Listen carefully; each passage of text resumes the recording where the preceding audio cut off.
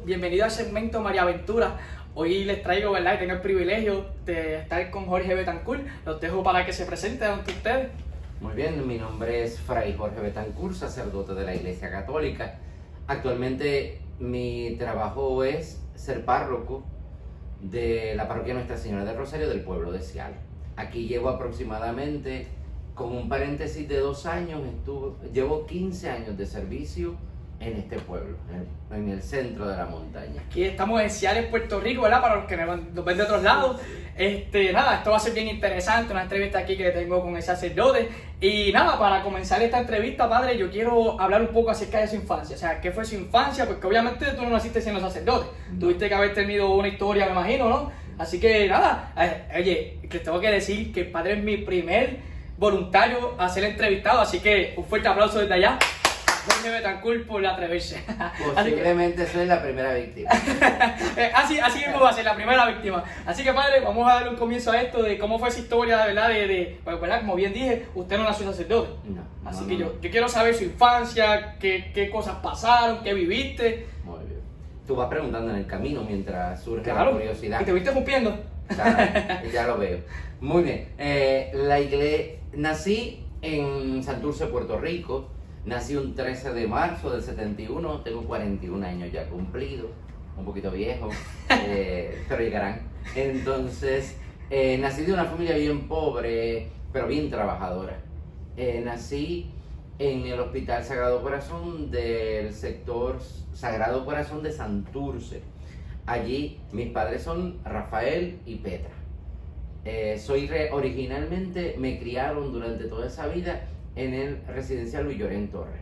Viví un tiempo en el pueblo de Trujillo Alto porque papá consiguió trabajo en la Wells Fargo y consiguió vivir en un edificio en Trujillo Alto, pero siempre mi contacto fue residencial Llorén Torres. ¿Por qué? Porque allí vivía abuela y abuela cuidaba de sus 12 nietos. Entonces estábamos todos en la escuela Luis Llorén Torres, allí en el residencial. Apartamento 990, edificio 50. Siempre estará en mi memoria. ¿Se acuerdan? Oye, Sí, ¿y por qué ese número tan significativo? O sea, ¿por qué no se te borra ese número? Porque cuando uno es pequeño y dejan a uno en la escuela, dicen que diga dónde vive por si acaso pasa algo. Así que fue un número que te marcó, que al día de hoy todavía te acuerdas, ¿no? ¿Y allí no tienes familia todavía? ¿O tiene familia? Queda un primo por la parte de los Ramírez, que se llama José Ramírez, está ahí. Y entonces, ahora mismo el apartamento lo está viviendo su hermana, Débora Ramírez, que es mi prima. Ok, padre, y ahora la que estamos hablando acerca de tu infancia, desde pequeño tu mamá te inculcó ser sacerdote, o sea, ¿qué transcurso viviste ahí? O sea, porque yo, ¿verdad? Pues, es como te digo, no es normal ver a alguien poder decir, yo quiero que tú seas sacerdote, porque eso yo siento que es algo extraño, ¿verdad? Bueno, definitivamente mi vocación no nace así de pronto ni así de fácil. Bueno, mis estudios primarios fueron en la escuela Luis Llorén Torres. Hay algo bien interesante. Había una gran devoción en mi casa. Se la debo a doña Elena Sánchez. Elena Sánchez es mi abuela. Era mi abuela. Murió un 13 de mayo del 2000, año 2000. Entonces, ella siempre era muy devota de Nuestra Señora del Carmen. Ella particularmente pues tenía una gran devoción. En un momento de su vida, ella hacía unas promesas como de esas promesas de viejita, que se ponía el hábito porque había unas peticiones especiales y ella se ponía ese hábito y nosotros, mientras ella hacía sus oraciones, pues nosotros respetábamos mucho esas oraciones. Tenía su altarcito, oraba mucho. Mi familia sí se nombraba católica, pero eran católicas no de misa. No de misa, pues porque hay muchos así, hoy día hay muchos así. Así Son está en todos lados. Joseito Rivera. Qué charlatan. Entonces, la historia es que la devoción la inculca ella y yo, como a esa edad de los 13, 14 años, que ya me dejaban salir del apartamento, yo hacía y deshacía por el residencial, pues me acerqué a una capillita católica en el residencial que se llama la Capilla de la Sagrada Familia. Hoy en día la Capilla Sagrada Familia está allí. La regentan, la llevan los padres carmelitas. Y de esa capilla comienza, más que una devoción que aprendí en casa, comienza una verdadera catequesis, una verdadera práctica de una fe. Oye, padre, ya que mencionaste como a los 13 años, ¿verdad? Que empezaste a concurrir allí, ¿no? No tuviste este tipo de amistad, ¿verdad? Porque pues son cosas que suelen pasar, que te vacilen como que, mira, que tú haces allí, Borges, qué sé yo, vente para acá con nosotros, ven para, qué sé yo, vacilar acá. ¿Me entiendes? Algo que quiero que sepan, mira, sí, dentro de la escuela siempre se daban eso antiguamente lo que decían es que nos estaban molestando, pero ahora le dicen el bullying, Claro. pero siempre se da. Dentro de mi vida particular, pues siempre era bien estudioso, nos obligaban a estudiar. Abuela, junto con mi abuelo era maestro, pero no ejercía la pedagogía. Él estudió en Arecibo, abuela era de Arecibo, entonces abuelo era maestro de profesión, estudió en la UPR, pero nunca ejerció el magisterio, sino que fue a trabajar en tiempos de manos a la obra, que los que conocen un poquito de historia de Puerto Rico, manos a la obra fue cuando vino un desarrollo en Puerto Rico por la gobernación de Luis Muñoz Marín y muchos jíbaros fueron a trabajar a la capital y entre ellos estaba pues mi abuelo maestro, pero empezó a trabajar para obras públicas del gobierno municipal de San Juan y ahí entonces él era soldado del ejército de los Estados Unidos y había sido activo de la Segunda Guerra Mundial, pero hay algo interesante, abuela siempre nos hacía estudiosos. Entonces en la escuela había una broma porque ahí vienen los hijos de la máquina era abuela. Los hijos de la máquina, ¿por qué dice la máquina de abuela? Ok, porque hermano, hay que conocer un poquito de cultura. Allá viene la máquina con sus 7 vagones. Los 7 hijos allá, ¿no? Mi abuela tuvo 7 hijos y cargaba con los nietos. Allá viene la máquina. Eran muchos vagones. Claro, entonces los hijos de abuela fueron 7, mis tíos, serían 6 tíos y mamá. Entonces, nosotros éramos los nietos y abuela cuidaba mucho de nuestra educación. Entonces ya empezaba el bullying, pero eso no es problema porque, ¿sabes una cosa? Como éramos 12 nietos. 12 nietos en la misma escuela, no había mucho bullying. ¿Sabes por qué? Uno le caía encima a todo, ¿verdad? Habíamos 3 grandes. Estaba Raúl, estaba Ivette y estaba yo, el tercero. Entonces, estaba Vanessa y estaba Raulito. Entonces, entre esos 5 grandes, pues hacíamos un muro. Y no podían entre nosotros, no podían. No, así que tenían que dejarnos tranquilos, porque detrás de nosotros pues habían aproximadamente 7 más que iban detrás de nosotros y había que protegerlos, los blancos, los chiquitos, los flaquitos, los que venían detrás de nosotros éramos los grandes, los gordos.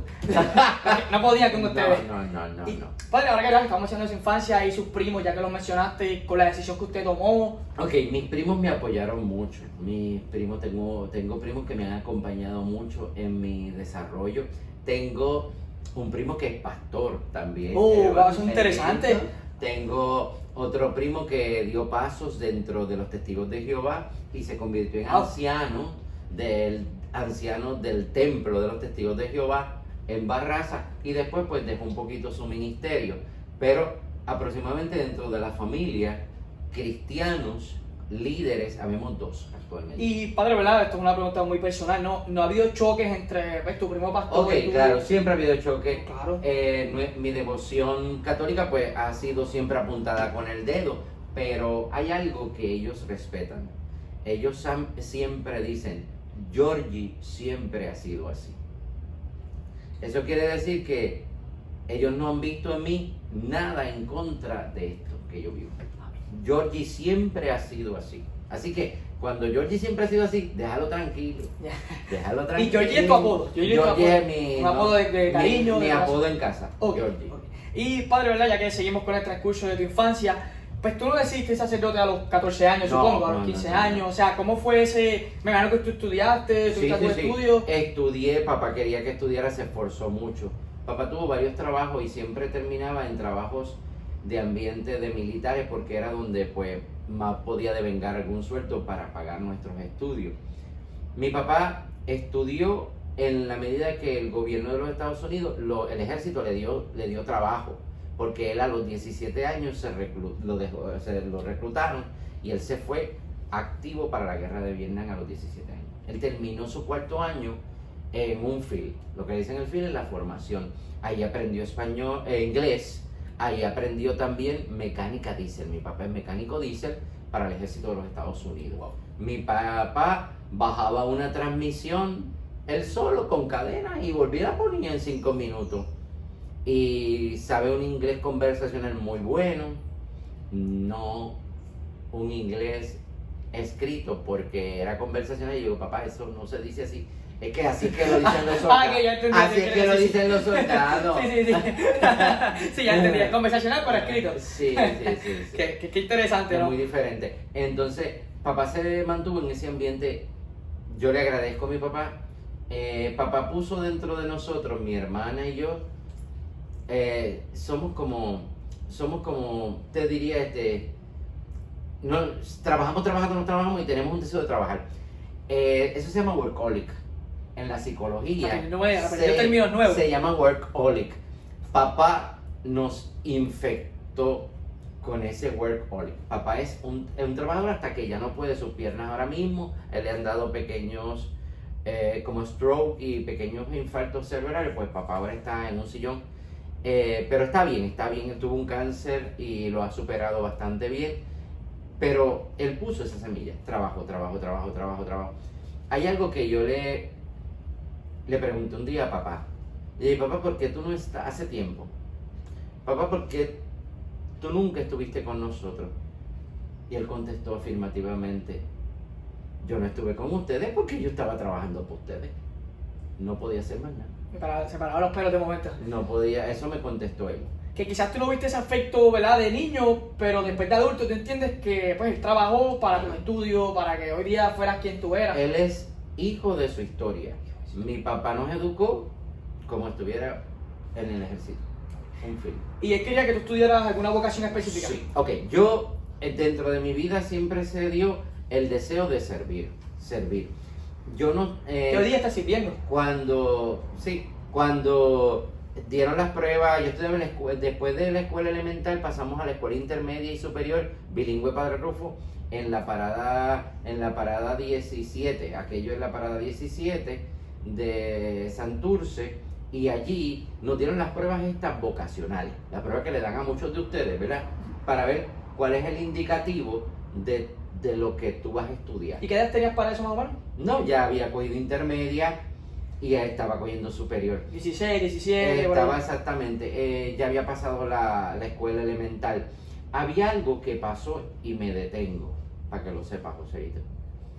La devoción a la Madre de Dios y la devoción como católico la heredo de abuela. Pero ocurrió una cosa. El Padre Francisco Almel invita y convoca a los jóvenes que estaban yendo ahí al garete, íbamos al garete a la capilla de Llorén. Entonces, hubo una cosa que hicieron una Pascua juvenil. Fue la primera vez que yo escuché eso. Te estoy hablando 1987.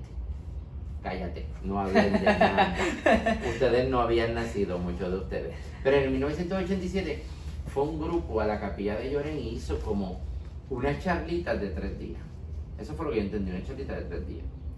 Yo tenía en ese momento como 14 para 15. ¿Y te obligaron a ir o fuiste tú No, por voluntad propia? Yo empecé por iniciativa propia a ir a misa. El padre hizo el aviso,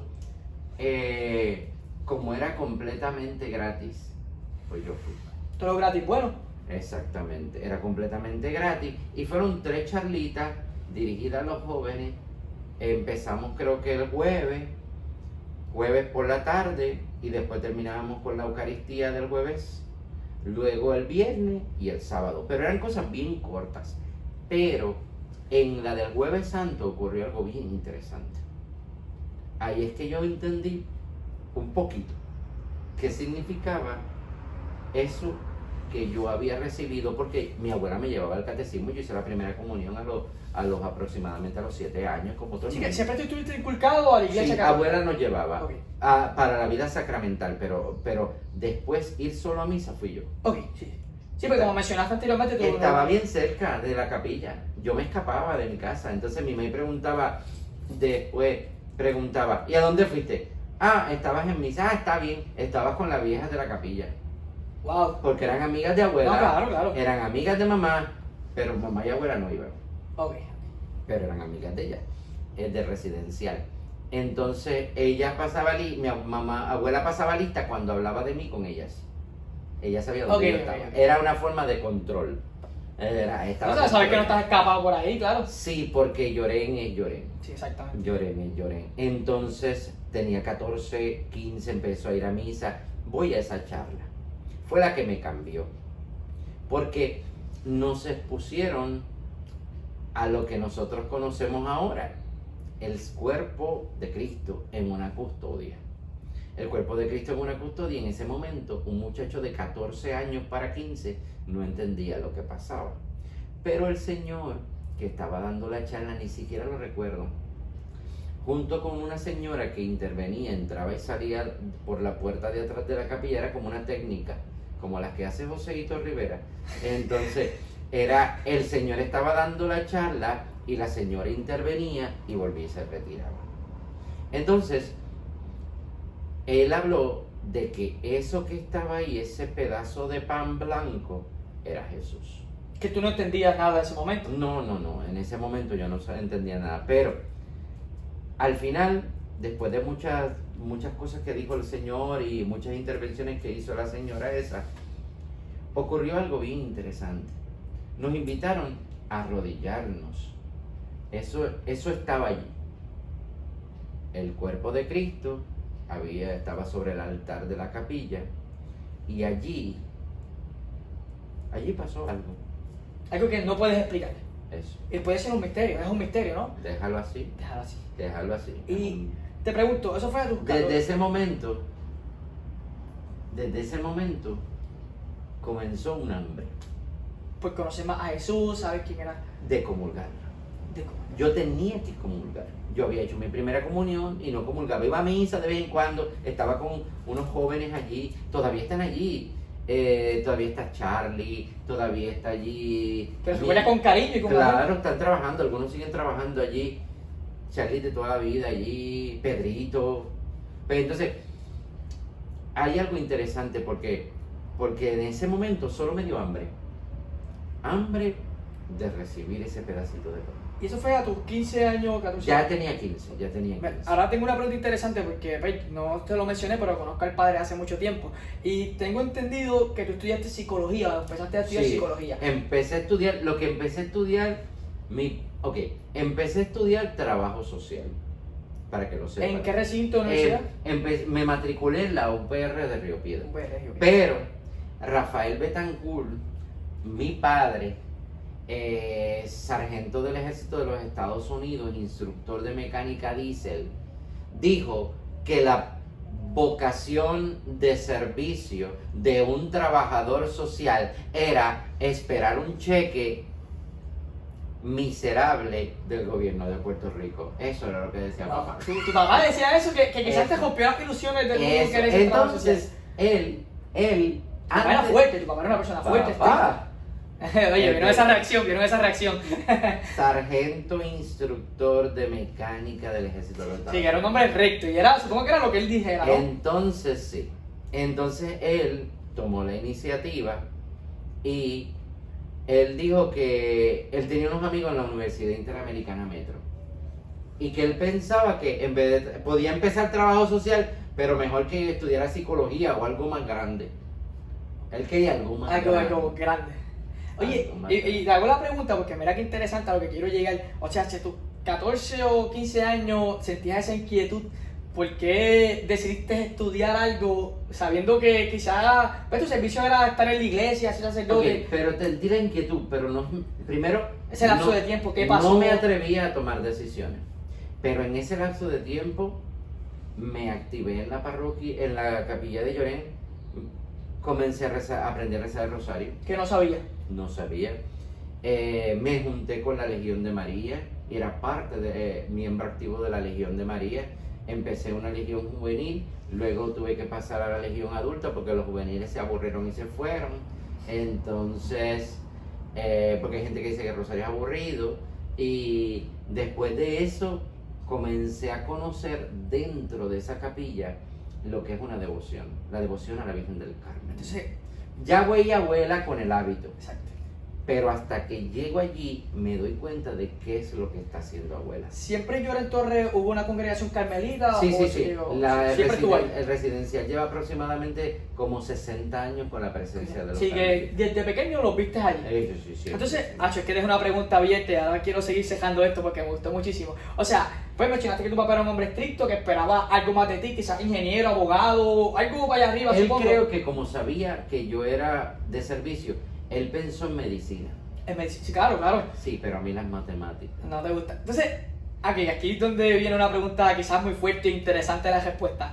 ¿Cómo fue esa cuando tú le dijiste, papá, yo quiero ser sacerdote? Supongo que eso fue un golpetazo, algo que pues no se esperaba. Tuve que hacer varias cosas en mi vida para lograr armarme de valor y decirle eso. Sí, imagino que tú practicabas en el espejo, no podías dormir. Eso no. Mira, primero,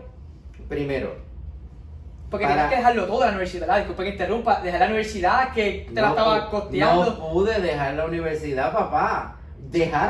Salirme de la universidad para dejarle a papá que incompleto. No. Ok, pues vamos a empezar. Tú tuviste que terminar los estudios. Eso. O sea, yo tuve que terminar un bachillerato. Que en quizás no te gustaba psicología. ya mitad, o sea, quizás te gustaba, pero tu visión no era esa. No. Lo hiciste por cumplir. Yo iba a seguir en psicología. Claro. Yo iba a seguir en psicología y empecé a estudiar la maestría. En el trajín, no creas que no fui normal. Me gustaba Vivian.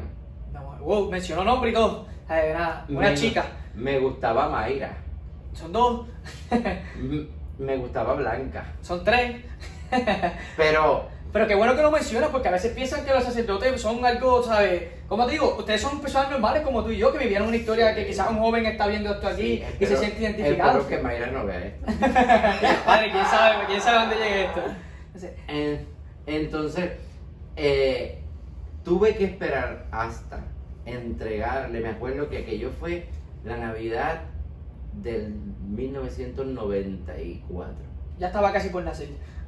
Ya estaba ya casi por nacer, nací en el 95. La Navidad del 1994 ya yo me había graduado de Universidad Interamericana con laude en psicología, había comenzado la maestría en psicología. Te graduaste a los 4 años, o sea, que estoy diciendo Papá, que... claro. Wow, o sea, para poder salir de mi casa, yo tuve que enseñarle un certificado a mi padre que decía Jorge Rafael Betancourt. Y mi certificado está en mi casa, no lo tengo yo. porque es un premio para él, un regalo para él. Ya yo tenía 24 años, papá. Wow. Y todavía yo no me mandaba. Wow. No, pero el papá era recto. Entonces, aquella Navidad me acuerdo, le dije, papá, mira, ya yo no voy a seguir los estudios en maestría. Pero ya tenías el bachillerato. Ya tenía un ¿Y habías bachillerato. comenzado la maestría o Sí. ya habías comenzado? En la maestría fue el toque. Ok. Me encontré con una maestra que se convirtió en mi maestra de laboratorio de psicología. Hacíamos lo que le decían laboratorios clínicos. Esta mujer había perdido a su hija, se había ahogado. Wow. Entonces esta mujer se había convertido, lamentablemente, la respeto, la amo, oro todavía por ella. ¿Y está viva, padre? No sé, No no sabe, sé, ok. no sé si está viva, Ok.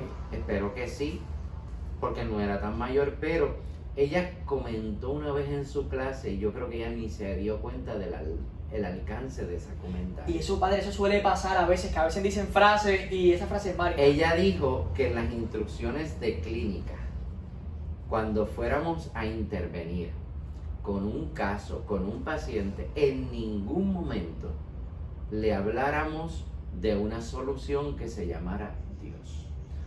Wow, o sea, un comentario, o sea, bastante fuerte a tus creencias, vamos a decirlo así, ¿no? Y ese fue el comentario que te dio el hincapié y marcó, ahora quiero saber por qué.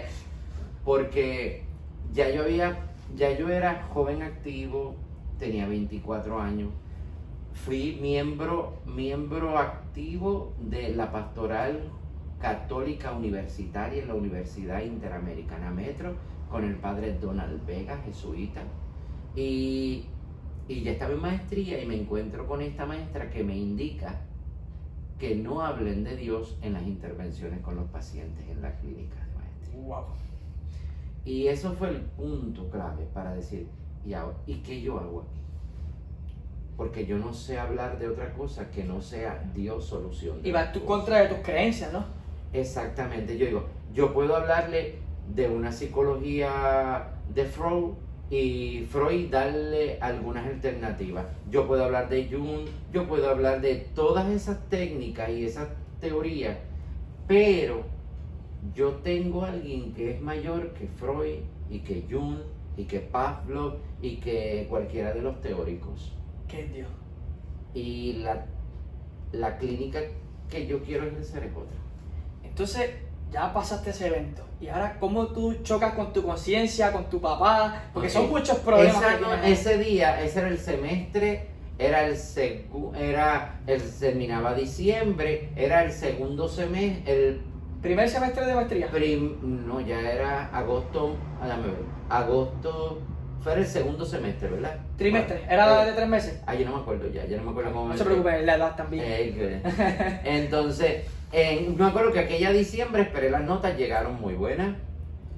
Y le dije, papá, ya yo no voy a estudiar más. Ahí está el certificado de psicología.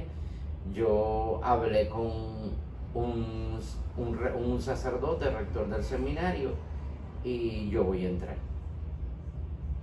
¿Y cómo fue la cara de tu papá? ¿Cómo fue esa Nosotros noche? tenemos una tradición. Nosotros en familia comemos en la cama matrimonial. Oh, wow, me pagan el cuarto todo de su Todo papá. allí porque pues había un solo televisor. En aquel momento pues todos nos reuníamos en ese televisor que estaba en el cuarto de papá y allí comíamos. Nosotros los hijos casi siempre comíamos pegados a las paredes viendo televisión. Papá y mamá, me acuerdo que cruzaba las piernas y comía al lado de papá. Entonces aprovecho que mamá está en la cocina y papá tiene el plato de comida. Está como indefenso, está débil, está comiendo. Y le digo, papá, yo no voy a estudiar. Hablé con un sacerdote y voy a entrar a un seminario. Es la primera vez que yo vi a Rafael Betancourt que se le bajara una lágrima. Una lágrima que tú definirías de tristeza. Dura, gruesa, de un hombre. Que dolió. Sí. Él siguió comiendo porque yo lo conozco. Metió la cabeza dentro del plato y le bajó una lágrima. ¿Y cómo fue? No digo más. ¿Cómo fue tu sentimiento en ese momento? No, ¿Ver una lágrima en tu papá? Yo reconozco que yo posiblemente le rompí un esquema a mi papá. Sí, que quizás quisieras que fuera un hombre con tu consultorio, con... A veces te digo que lo que más pena me dio es que yo creo que él esperaba que yo hubiera sacado más alto a la familia. Más de la pobreza, más del trabajo, porque él trabajó hasta lo último. Él consiguió su casita, él tiene sus buenos ahorros, pero con todo y eso, pues somos una familia. Que sudó para poder tener lo que tiene hoy día. Mucho, papá sudó mucho. Papá se iba a las 4 de la mañana y regresaba a las 6:30, apestoso aceite. Papá no quería que yo aprendiera mecánica. Y él decía la frase, no, estudia para que no te ensucies las manos. Sí, porque ya sabía lo que era el trabajo duro. Wow, padre, entonces, wow, que tengo muchas preguntas ahora mismo volándome a la mente, porque es una historia muy interesante que no sabía de ti. Entonces, ya veis, bajo la lágrima, supongo que pues cada cual cogió para su espacio. Me pasó algo, sí, cada cual cogió para su espacio. Yo tenía 24 años. Ya era un hombre, ya era un hombre. Entonces, lamentablemente, me llega un comunicado del seminario que no voy a entrar ese enero. Y por alguna razón no... Ok, era supuestamente que no había espacio y que estaban preparando unos espacios para acomodar a los que iban a entrar. Entonces, pues papá me dijo que como no iba a estudiar, que trabajaba. te vas a trabajar. Sí, la vi venir. La vi venir. Padre, ¿y cómo te sentiste después? Como que, entre comillas, no es que te rechazó, o sea, el seminario, sino pues que estaba lleno, pero no te sentiste como esa frustración de que, wow. ¿Sabes? Ahora lo veo de otro estilo. Ahora, al principio sí. La frustración de dejé todo, Dios me dejó a un lado, ¿verdad? Pero yo no ¿sabes pensaría. qué hice durante esos 6 meses? Fueron 6 meses trabajando. ¿Trabajando en qué? Oye, Soy interesante, no quería decirlo. papá me dijo que como no aparecía nada rápido, él tenía una amiga en una farmacia y que yo me fuera a la farmacia.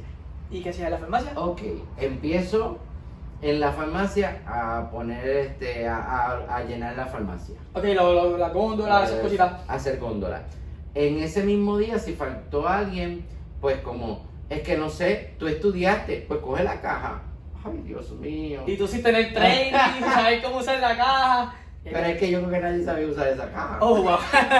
Esto está muy interesante. Entonces, también en un momento pues me entregaron las llaves de la farmacia. La confianza que vieron en ti. Exactamente. Y pues allí pues en la farmacia tuve que también que limpiar los baños, limpiar el piso, barrer y mapear. Que quizás Hacías todo. fue una enseñanza a tu papá, como que, no quisiste estudiar, coge esto ahora. Posiblemente el papá pensaba que sus amistades me iban a ayudar bien, claro. a colocar bien. Tus pensamientos, tus ideas. Pero yo lo veo ahora y digo, tengo casi un año de maestría, he decidido hacer esto, ¿qué tengo que aprender? Tengo que aprender a humillarme.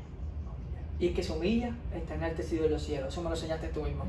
Entonces, ahora que lo menciona, habla que te humillaste esos 6 meses, supongo que las humillaciones son bien frustrantes, o sea, tú pensabas en tu casa... Se descuadró la caja varias veces. Y tú no pensabas, diache, yo estudié, que ya hago aquí, voy a dejar esto a un lado, ese sacerdocio, esa idea, ese tipo de ideas te pasaron por la mente, esos pensamientos, muchas veces. Pero te vuelvo y te digo, caigo en lo que al principio te decía. En esos 6 meses aprendí a orar más. A orar más con tus debilidades, ¿no? Tus frustraciones, tus luchas. Me obligó a orar más, a buscar más lo que tú dices. ¿Y qué yo hago aquí, Dios? Dios, ¿qué yo hago aquí? ¿Por qué me estás haciendo esto? Si yo quería entrar en tu templo, ¿por qué, verdad? ¿Por qué pasó esto? Me sirvió para entablar un diálogo. En momentos había muchas alegrías y en momentos vi muchas dificultades. Lo que se cobraba era una miseria. Eso te iba a preguntar también. Cuando me entregaron la llave yo dije, ¿esto es una responsabilidad o es que soy el más bobo? Bobo como dicen los puertorriqueños. No, claro. Entonces, porque no me subieron el sueldo, pero tenía las llaves. Y era un hombre con estudios, o sea, eso a ti no te chocaba de que ya si soy un hombre con estudios, estoy aquí cobrando quizás el mínimo, cuando podía estar mejor. Eso me imagino que pasaba por tu mente. Cosas. ¿Y qué pasó esos 6 meses? O sea, trabajé, hice mis ahorros, le quería dar dinero a papá no los quería, mi papá es muy fuerte en eso, decía, no, ese dinero... O sea, un hombre orgulloso no orgulloso, sino dice, ese es el dinero de tu trabajo, ok. que es lo que tú necesitas, pero es que también estaba enseñándome, ese es el dinero de tu trabajo, si tú necesitas algo tú te lo compras, pero no me pidas más nada. Buena enseñanza. Oye, o sea, que a todas estas, ¿verdad? Con el respeto que te tengo, quizás tu papá no quería que fuera sacerdote, ¿sabes? Y trató de inculcar otras cosas para que... ¿Sabes que cuando fui a profesar solemnemente dentro de los frailes carmelitas, papá se atrevió a decirme, no hagas eso de pobreza? Oh, me quedé con la boca abierta. Y se me adelantó un poco, pero está bueno. En el año 2000. Y papá estaba en esa misa y él en un momento... ¿Pero gritaba o fue a ti? No, sí, de hecho, no hagas eso de pobreza. Mi país le tenía miedo a ser pobre.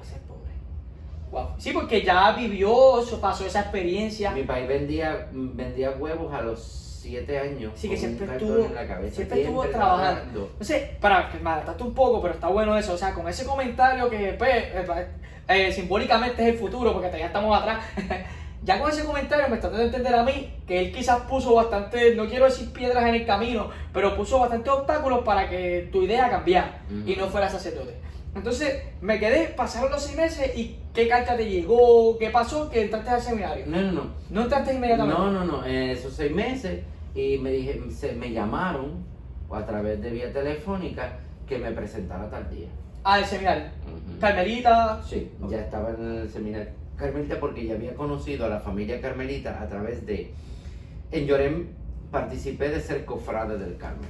¿Qué es un cofrade del Un Carmen? cofrade. ¿Lo sabes? Cofrade es una persona que se afilia a la familia religiosa con el uso del Santo Escapulario. Esto es el Santo Escapulario de la Virgen del Carmen y es un signo de familia. Como los Rivera, pues los Carmelitas. Entonces ese es el signo, es como el... Y luego de la Cofradía del Carmen también profesé ya la profesión de la Tercera Orden del Carmen. Me hicieron carmelita con un noviciado terciario carmelita y ahí conocí más el Carmelo. mi familia. ¿Oíste lo que dije? Mi familia.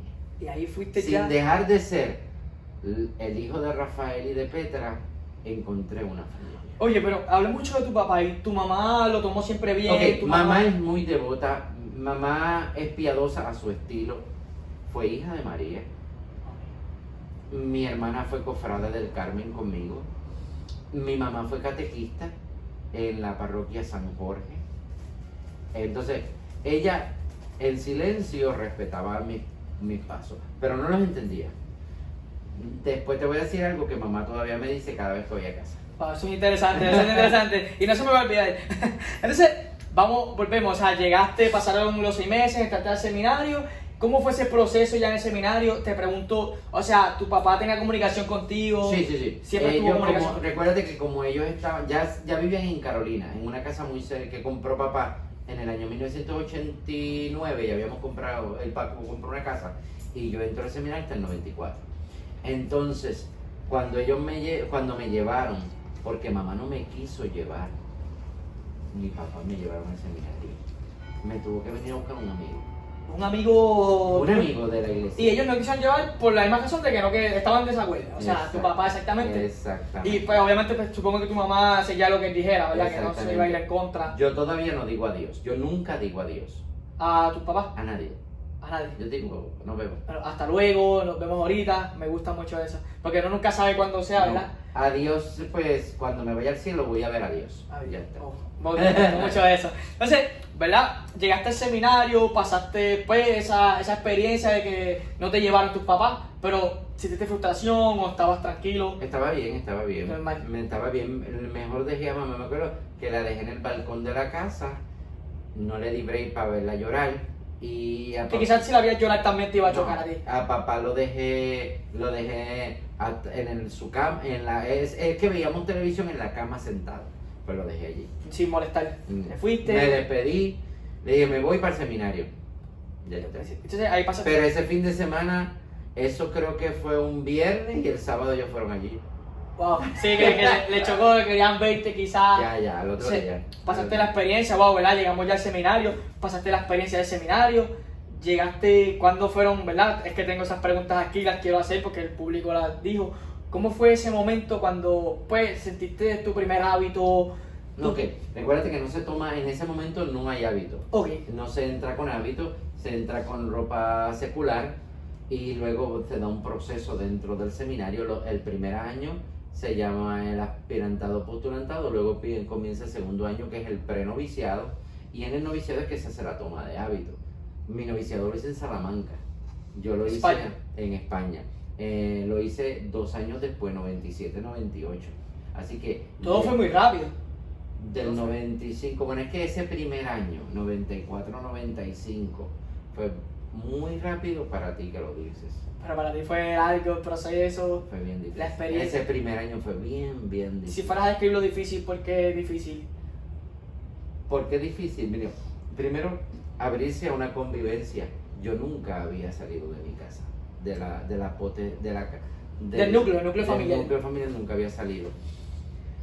Segundo, pues enfrentarse a una normativa que no conocía, porque ya amaba la Orden del Carmen, no creas que no había estudiado. Según estudiaba psicología, estaba estudiando historia de la iglesia. Sabía quién era que ellos. iba, pero estar Vivirlo. dentro de un convento. Las reglas. Las reglas, los horarios, las normas. Madrugar.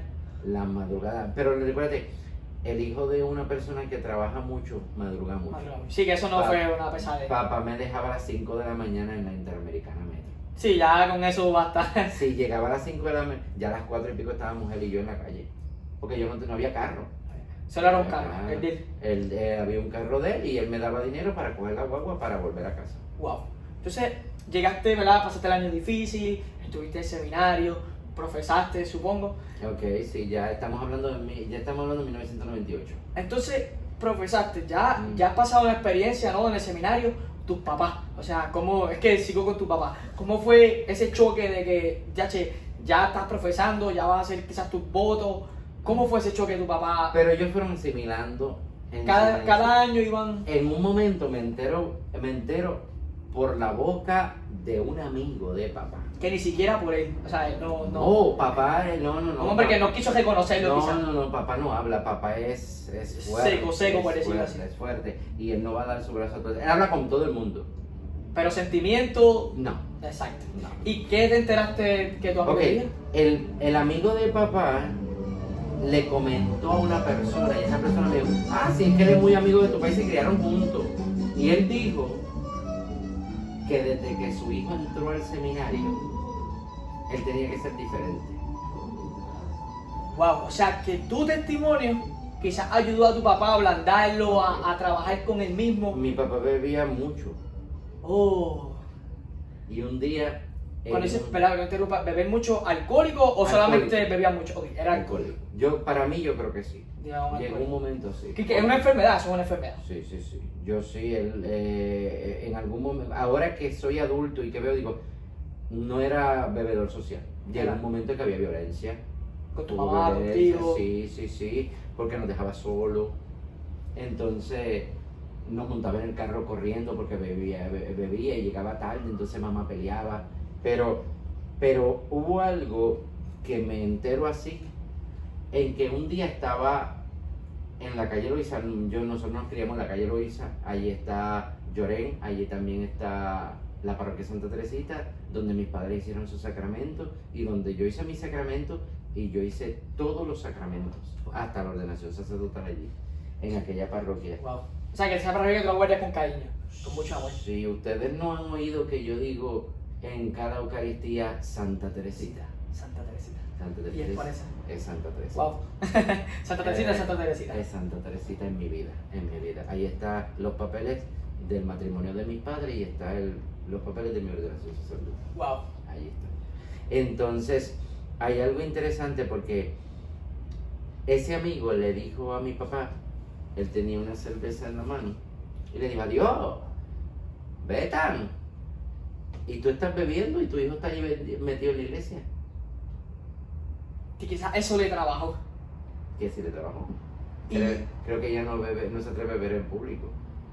Wow. O sea, y estamos hablando que hizo ese cambio por él, por voluntad propia, no fue que fue quizás a un psicólogo, No. algún alcohólico anónimo, no. Fue él mismo que decidió dejar de beber. Sí. Wow. O sea que tu experiencia fue un testimonio para él. Sí, o una jalón de oreja.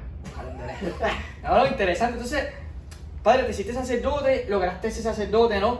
¿Y ya tu padre aceptó el sacerdocio o no Ok, lo aceptó? papá guarda silencio de hombre. Él yo creo que vive orgulloso de mi ministerio. Él vive más orgulloso de mi ministerio que yo. ¿Y nunca te dijo, me siento orgulloso de ti en algún punto Nunca. o eso nunca ha llegado? Es que eso no es... No es algo que, es un sentimiento que no va a sacarlo. No, él no. Que quizás lo siente, vamos, Sí, pero sí, lo puedo ver, se Exacto. puede ver. con sonrisas quizás, una alegría, Pero no es... no te lo va a decir. No lo va a decir. Y lo esperas algún día, padre, ¿verdad? Que es una pregunta muy personal. Que algún día tu papá te diga, vivo orgulloso de ti, o algo que... No lo espero porque es que Porque ya tú lo sientes. Es que yo soy Betancourt y tampoco lo digo. Pero tú con los gestos lo sientes. Yo sé que él sí lo es. Oye, Lo está. y tú adquiriste ese carácter. Él tiene unas formas, cuando yo voy así vestido ahí a casa y tengo que moverme con él hace, ese es mi hijo. Que ya con eso tú sientes que se siente Ya hay orgulloso. un feedback, él me dio una información, yo soy su hijo el cura. Entonces, Un ese- día, cuando le dio el infarto, yo tuve que salir corriendo de aquí y me tuve que ir así como y estaba. decíale a San Juan, ¿verdad? De Carolina, es bastante tramo, es como Fuimos una o dos horas. sí, pero llegué hasta el cardiovascular y llegué así y cuando él estaba con todas las máquinas encima, yo pedí entrar, no me dejaban entrar y cuando me permiten entrar por fin, llego así, él me mira de arriba abajo, le tengo que dar la unción, me estoy preparando para darle la unción y él le dice a las enfermeras, ese es mi hijo.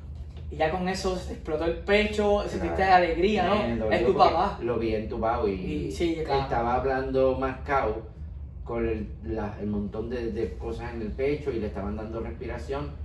Y ese es mi hijo. Es como que él dice, déjenlo pasar porque él viene.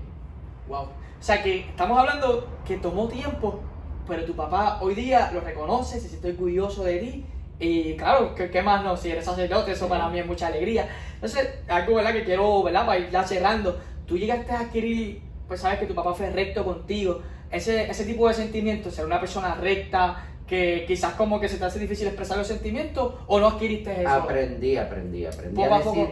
aprendí a decir perdón, aprendí a decir te amo, aprendí a decir quiero lo mejor para ti, aprendí. Papá yo sé que me lo decía, pero no lo expresaba.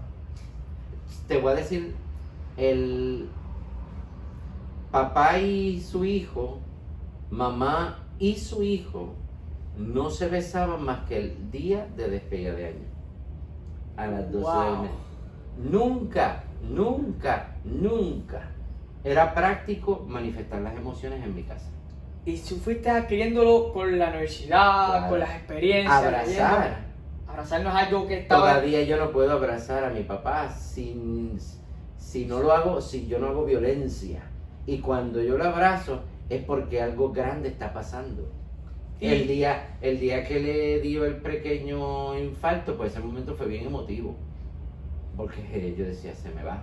Y le diste un abrazo. Y le di abrazo. Y de él abrazarte a ti, pues es algo también extraño. Sí, ¿sabes? es como Jalisco no te raje. Él es bien fuerte, él es bien, en esa forma afectiva no hay. Y no significa que no te ame, es que quizás fue su crianza, así lo criaron, Sí. así se educó.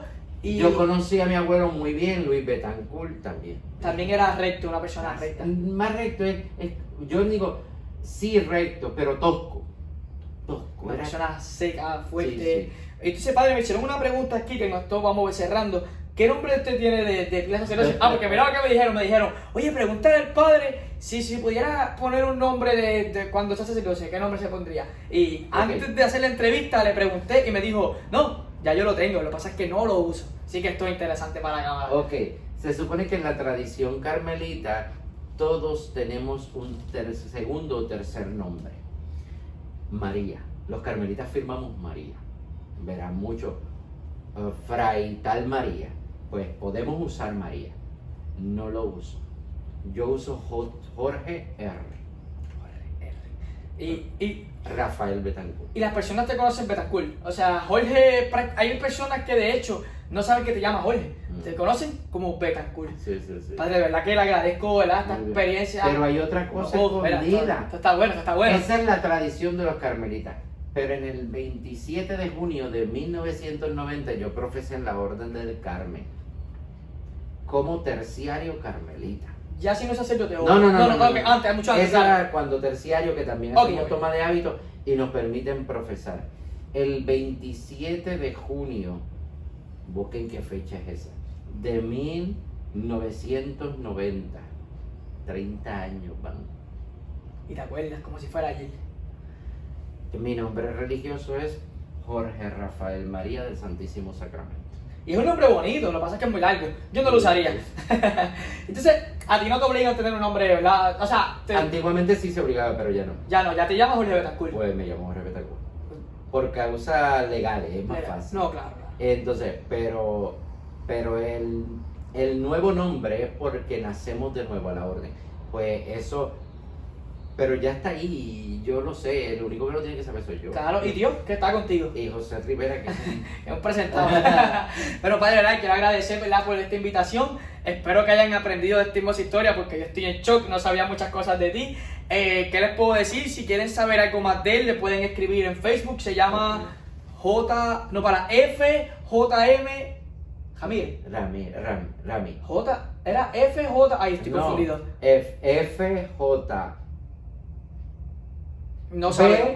JB, Jorge Betancourt, Rami. Rami. Y eres el párroco de Nuestra Señora de Rosario. Ahí pueden. Que pueden escribirle a la página por si algún joven, alguna persona tiene alguna inquietud vocacional, quizás algo que él dijo, una frase o conocer más de él.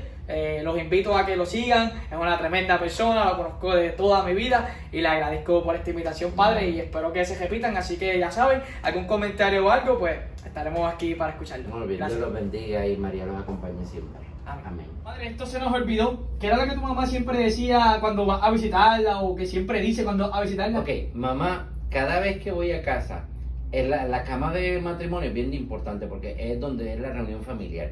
Entonces yo casi siempre pues duermo, llego a casa, como y hago una siestecita. Entonces mamá se me acomoda al lado y me dice, hey, ¿por qué tú no te quedas? Quédate aquí, ¿para qué tú vas para allá? Quédate con nosotros. Wow, o sea que el día de hoy todavía quieren estar contigo, padre. Ay, qué historia, de verdad. Gracias. Dios los bendiga.